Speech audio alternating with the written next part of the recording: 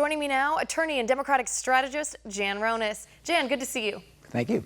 All right, Jan, let's start with this question of the day. I mean, about the speech last night, it was quite something, I thought. 78% of viewers agreed with me. They told CNN after the speech, the address to Congress, I should say, that they viewed the speech in a positive manner. This was over, Jan, 50% of Democrats viewed it in a positive manner as well. And my question is this speech the starting point? Is this the start of the unity President Trump has been promising us since his election?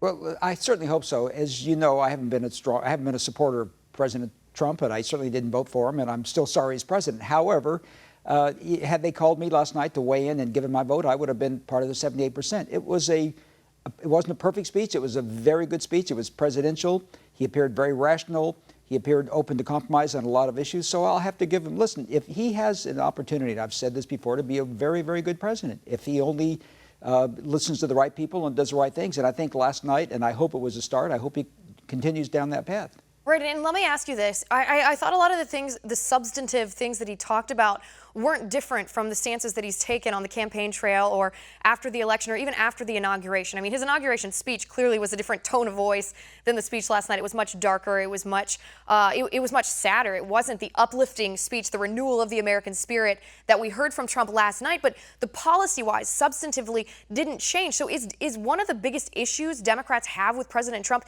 is it his demeanor versus the policy proposals he's putting forward? Well, that has been his greatest liability. I mean, listen, he gets up, he does these tweets, he has these sometimes incoherent, rambling, spontaneous news conferences. He's his own worst enemy. But I'll give him credit for last night. And so I hope, as I mentioned earlier, he's on a path to rational behavior.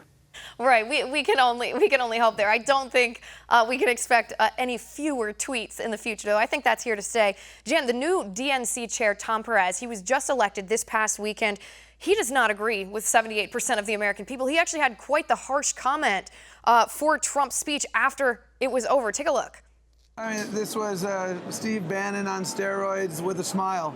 I mean, start out with alternative facts. I inherited a mess from Barack Obama. No, Barack Obama inherited the Great Recession.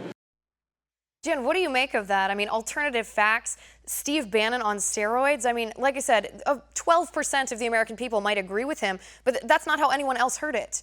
I don't think that Steve Bannon was evident much in that speech last night. And quite frankly, like I say, I support it. It was a great speech. And one of the things I hope is that the country won't devolve into this absolutely uncompromising point of view from the Democrats as the Republicans did under Obama for 8 years. And one of the things I mentioned before is I think the nominee to the Supreme Court ought to be confirmed because I think he's a very acceptable, intelligent choice. So I don't want the Democrats to be the Republicans of the last 8 years. And it looks like many of them are going down that path. Right, and that's actually something I think I said on the show yesterday, that it's almost ironic that the Democratic Party is taking the obstructionist strategy and putting it into practice now, because that's what they accused the Republicans of doing the entire tenure of President Obama. And apparently they had a problem with it then.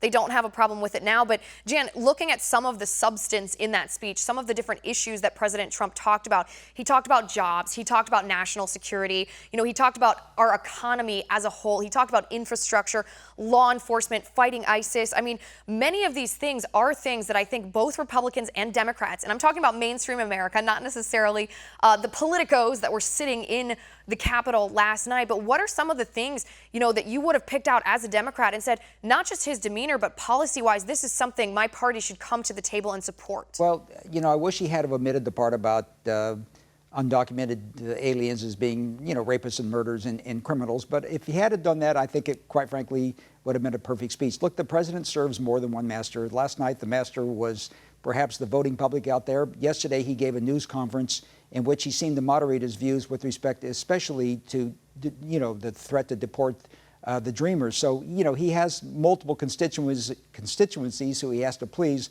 Last night, I think the grand constituency is the American public that listened, and I think he was quite amenable to them. Now, whether he's going to do something differently tomorrow, this is, you know, his history has been that he very well might. Right, it is President Trump. We don't know what he's going to say yesterday or today. Although that was something interesting I noticed in the news cycle, or really in talking points coming from the Democrats, is exactly what you mentioned about the Dreamers and about President Trump's policy perhaps shifting. To me, that's not a shift. I mean, President Trump has said all along his focus is going to be on deporting criminal aliens, and only then will he gauge the temperature, gauge the appetite of the American people regarding whether we want otherwise law-abiding illegal immigrants to be deported or a path to legalization. So I think he's always left the door open to either way, and that's what makes him the non-ideological president that he is.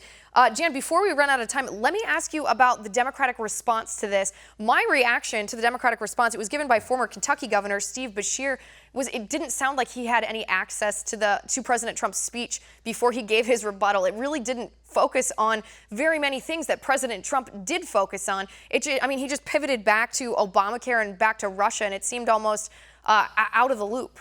Well, politics being the blood sport that it is, I'm sure he wrote that speech before President Trump delivered his, or before he even read, you know, the speech in advance. So, you know, again, I think this was something that we could have expected from the response.